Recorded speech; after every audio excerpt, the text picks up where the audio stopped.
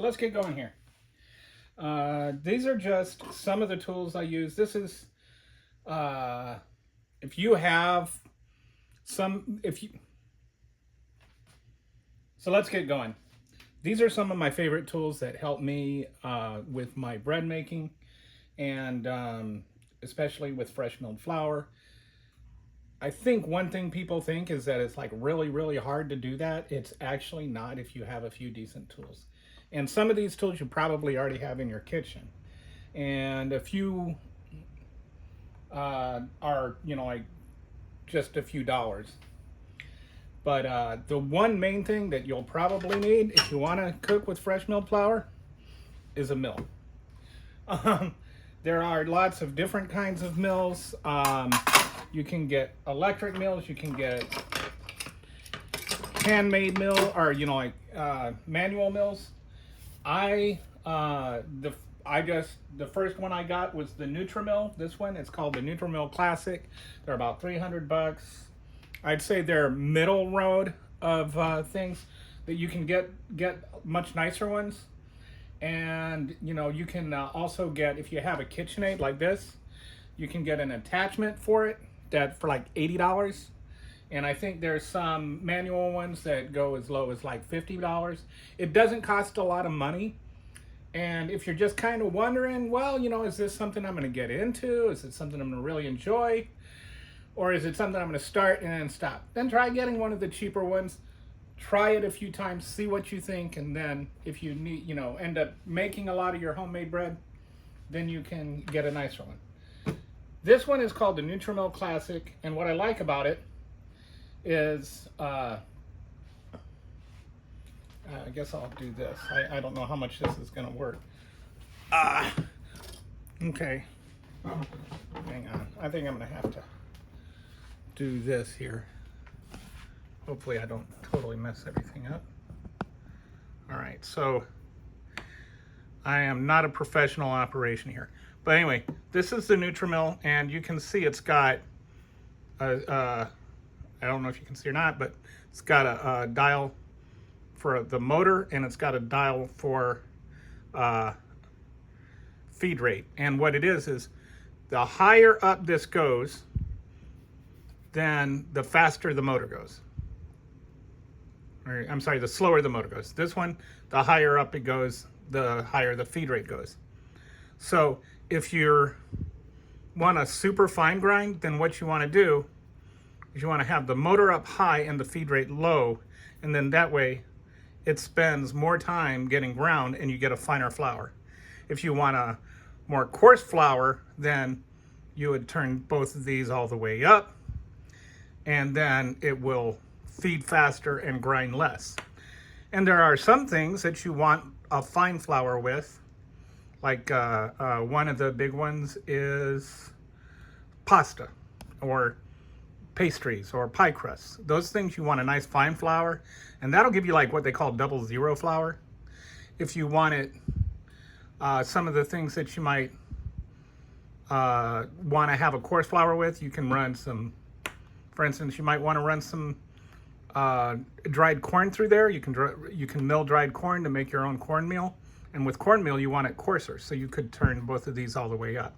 And with bread you might want to turn them both up halfway or something. And a lot of recipes will actually even use Nutrimill and tell you what they'll say, like put this at 11 o'clock and this at 11 o'clock, and so you kind of get an idea of exactly how coarse or fine your flour is going to be. And that's one of the really nice things about cooking with home milled flour that maybe doesn't get quite as much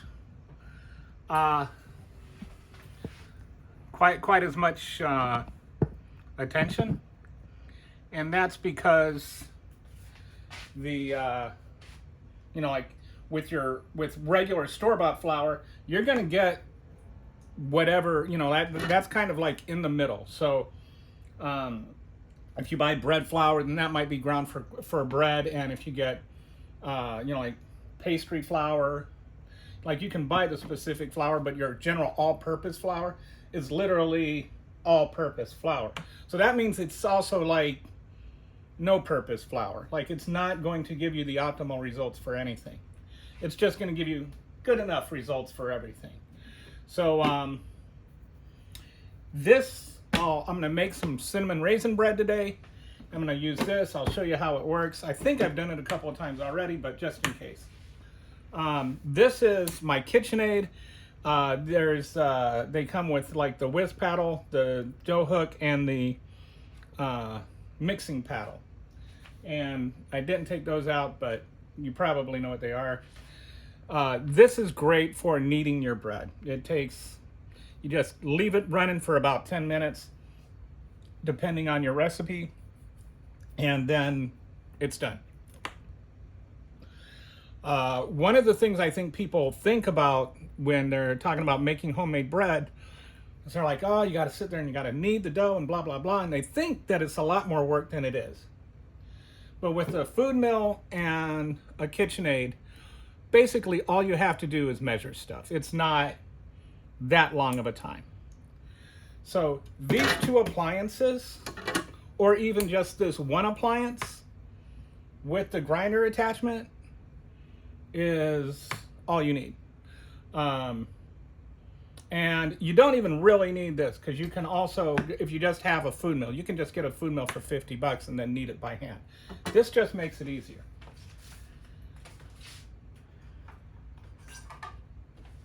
Now, in terms of smaller, cheaper tools, this is, I would say, the most essential thing when you're baking bread with fresh milled flour is a digital scale.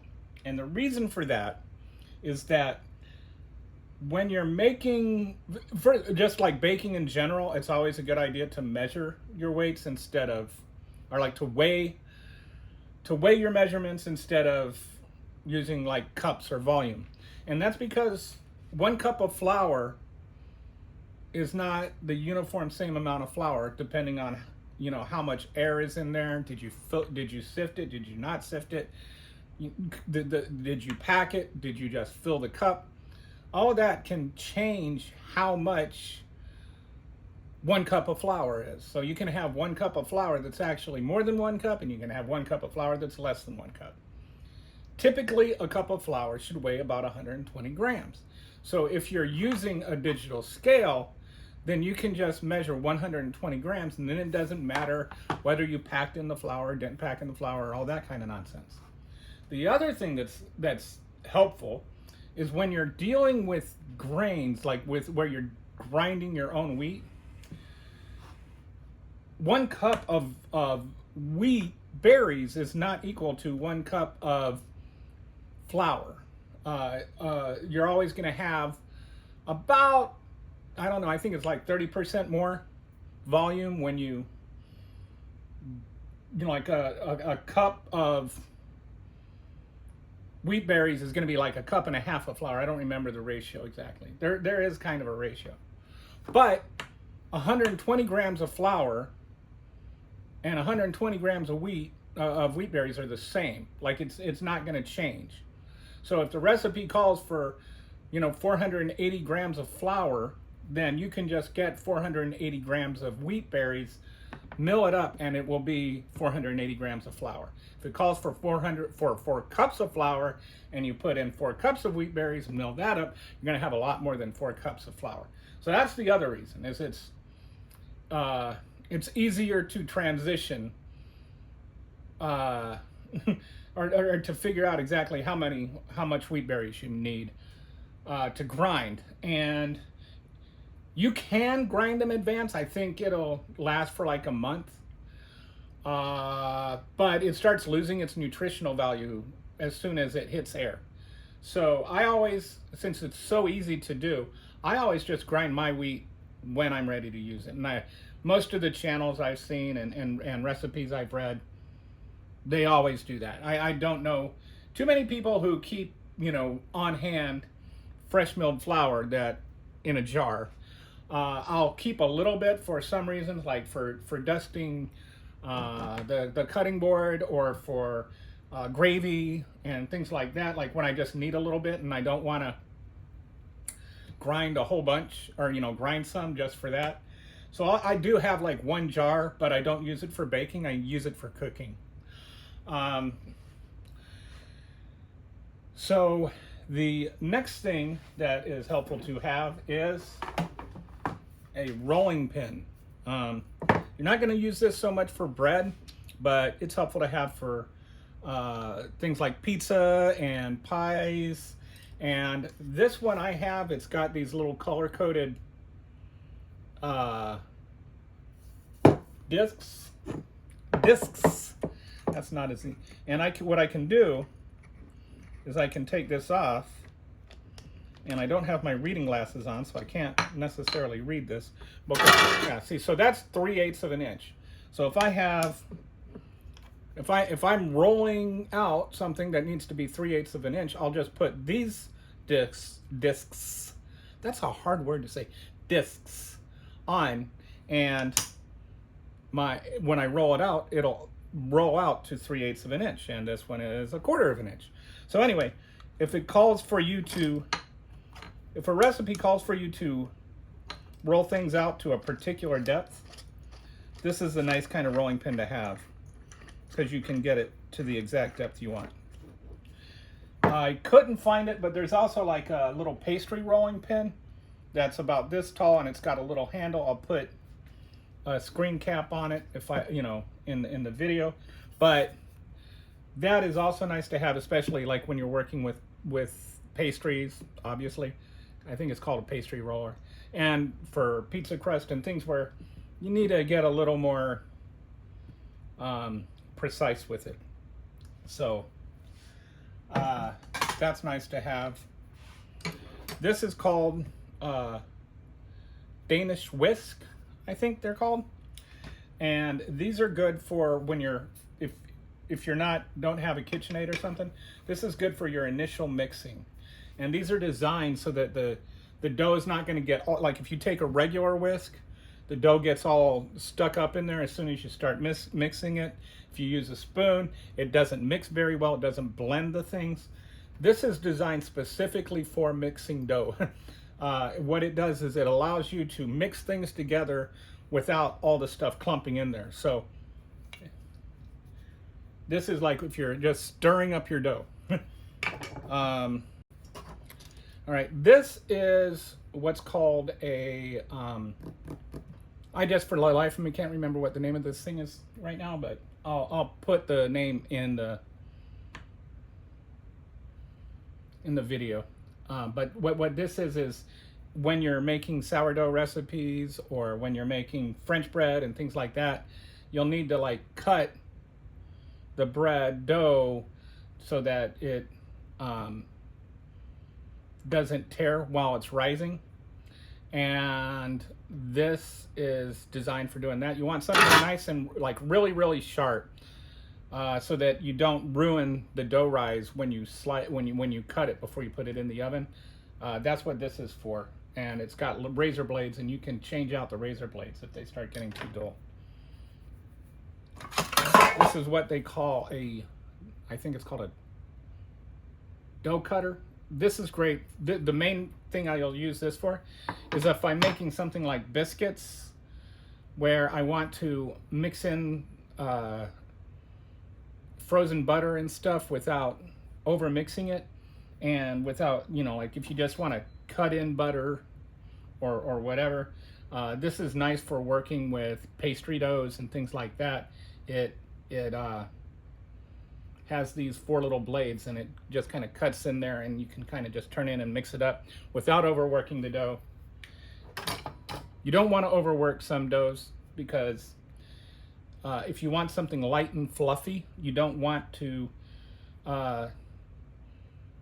agitate the gluten too much. And the more you work the dough, the more you work the gluten. And the more you work the gluten, the more protein gets in there, and so then you're going to have a difference in the outcome. And sometimes you want the outcome to be more gluten, like if you're making bread. But if you're making biscuits, you don't want biscuits that are dense. You want biscuits that are light and flaky. If you're making bread, you're not necessarily looking for bread that's light and flaky and falls apart. You want bread that is hearty and stays together. So you wouldn't want to use this for bread, or at least,